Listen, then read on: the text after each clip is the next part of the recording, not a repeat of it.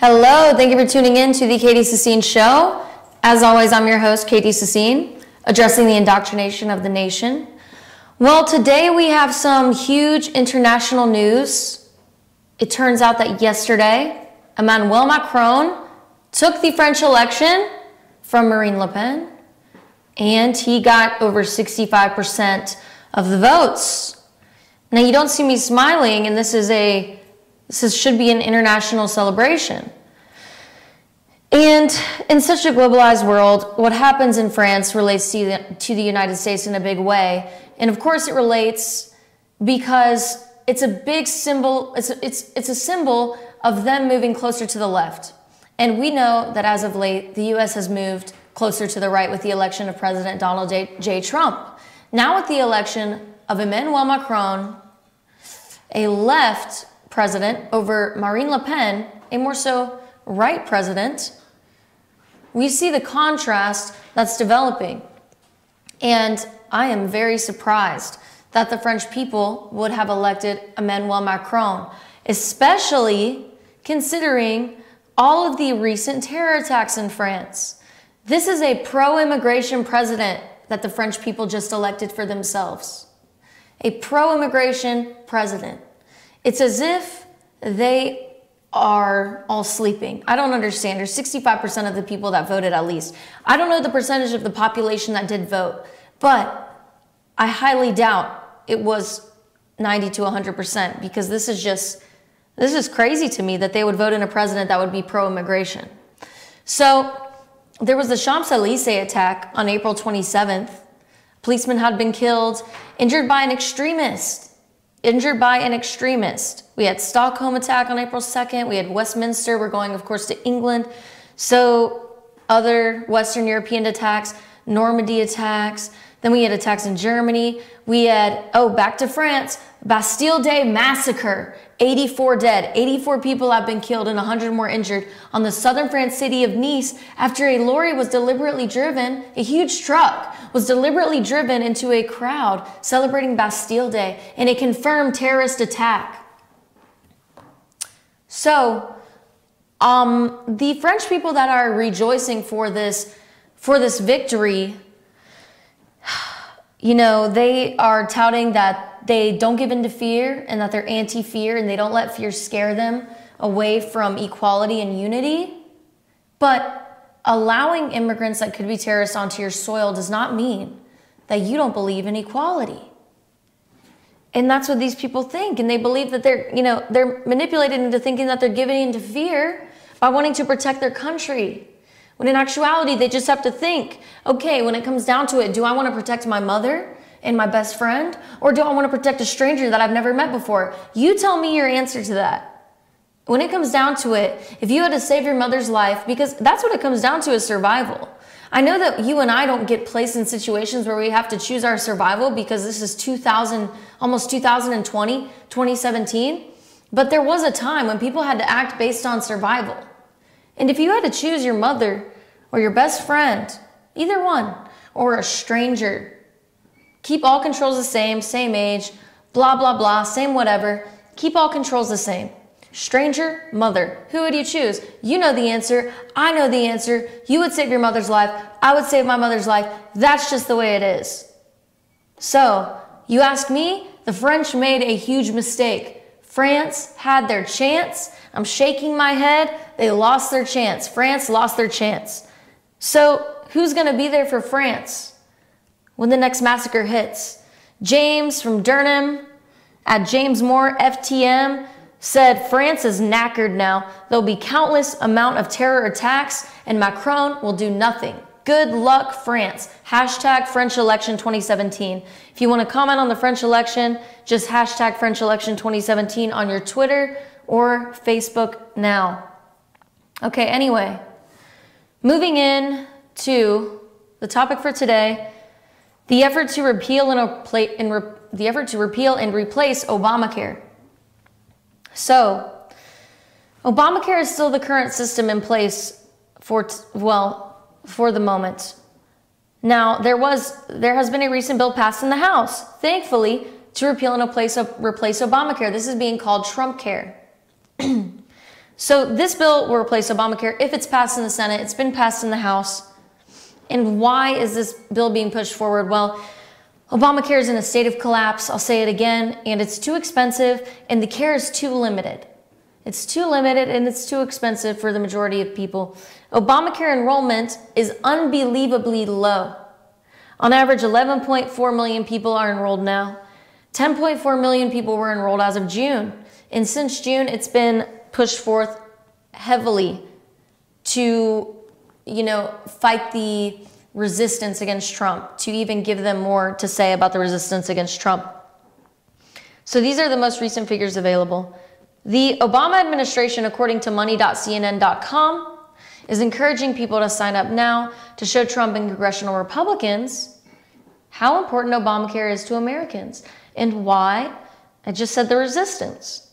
So Obamacare is in collapse, people, and they're trying to fight for it with whatever they have. So what happens to you if you don't have this Obamacare? If you haven't heard already, if you can't afford health insurance, if you're able to get it, but you choose not to buy it, then you must pay a fee. And this is called the individual shared responsibility payment. The individual but shared responsibility payment, because even though you're an individual, this bill mandates that you share responsibility for healthcare with people all around your country. The fee is sometimes called the penalty, fine, or individual mandate. A lot of people have an issue with this. Well, of course, because it doesn't give them a chance to choose. It makes them. People don't like to be made to do something. So you pay the fee when you file your federal tax return for the year you don't have coverage. And that's the penalty, the fine, the mandate, the individual mandate for shared responsibility. So pretty ironic. It's kind of like an oxymoron. I don't know. You never think that would be a compatible phrase, but it is. So 30 million people buy private health insurance, contrary to the 11 million people, 12 million that have gotten Obamacare coverage. 30 million buy private health insurance. Insurance companies canceled many of their plans, though, because their policies didn't cover the ACA's 10 primary, what do we call them, essential benefits. For those who lost their private insurance, costs of replacing it are too high. Like I said, it's too expensive. Obamacare is too expensive. The marketplace and the plans you get to choose from, they're too high. The access to coverage, too limited. Well, in a ratio perspective, if we're comparing private to the ACA marketplace. Now, the ACA requires services that many people don't need as well. The 10 essential benefits that I mentioned earlier, like maternity care. And you can check that out on factcheck.org in addition to the healthcare.gov website. So Forbes reported that 6 million taxpayers would be subject to an average penalty. Remember, this is an annual penalty of $1,200. The majority, listen to this, 80% of those reported to be at risk to the penalty were those in which class? In the middle class. Now, who always gets accused of neglecting the middle class? President Donald J. Trump. Did you ever hear about President Barack Obama neglecting the middle class? No, probably not. But the majority, 80% of those reported to be at risk to the penalty were those in the middle class with incomes between $55,000 to $115,000.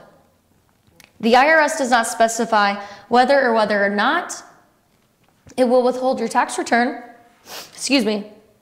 If you fail to comply with paying your penalty, the IRS may withhold your tax return.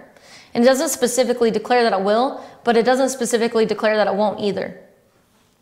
And so yeah, it says that officially, it doesn't specify whether or not it will withhold your tax return due to failure to comply with section 6402A. 6402A. So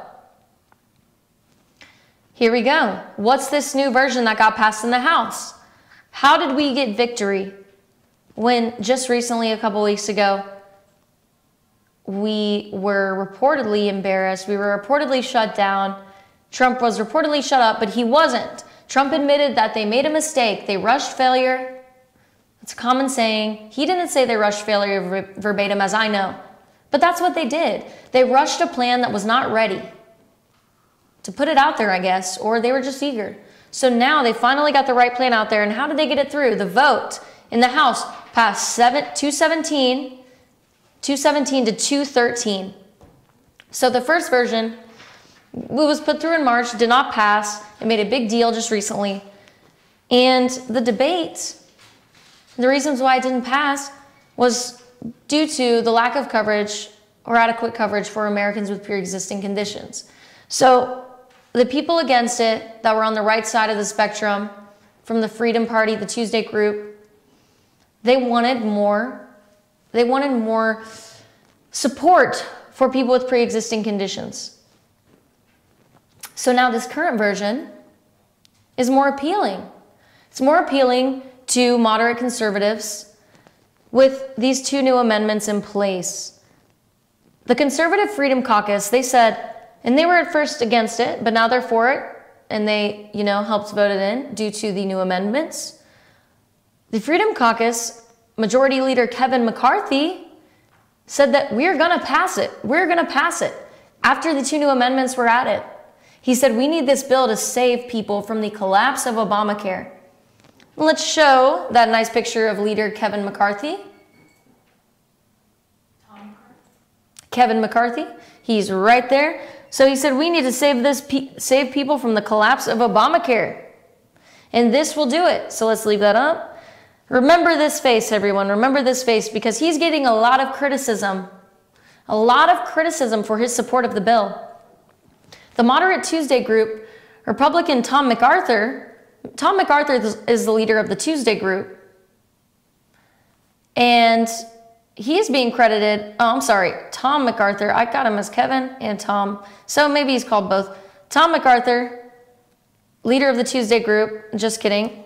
He is being credited by many for the bills passing in the House. So, how did I get Tom and Kevin McCarthy mixed up? The mystery of the day. So, let me clear this up on set before we take a break. I've got two McCarthys. What are the odds? Indeed, Tom McCarthy.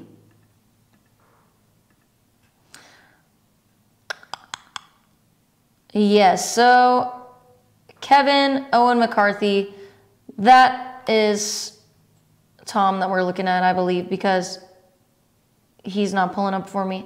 So, excuse me for that mistake, everybody. But I know we're definitely supposed to be looking at one of the two. So yeah, I think that's Kevin McCarthy. He's being credited for many by the bills passing in the House. Tom MacArthur, the leader of the Tuesday group, is being credited for the bills passing in the House because of his support for it, not because of anything that he drafted or whatnot. GOP moderates criticized MacArthur for lending his support to the bill. And MacArthur said, my amendment has caused far more of a stir than I anticipated. He should be admired for this accomplishment, but he's being berated. MacArthur's amendment would offer waivers to states that wish to require coverage on certain benefits provided by the current Affordable Care Act. So he is in support for people with pre-existing conditions. And now we've got to take a break from the show. But I want to figure out this confusion for you. When we get back, stay tuned into the Katie Sassine Show, and we'll get it straight. That guy on the wall is someone important that you have to know. Which McCarthy is he? Back on the Katie Sassine Show. Remember to follow me at Katie FYNTV and email me with comments, questions, or suggestions at katie@fetchernews.com. We'll be right back with you.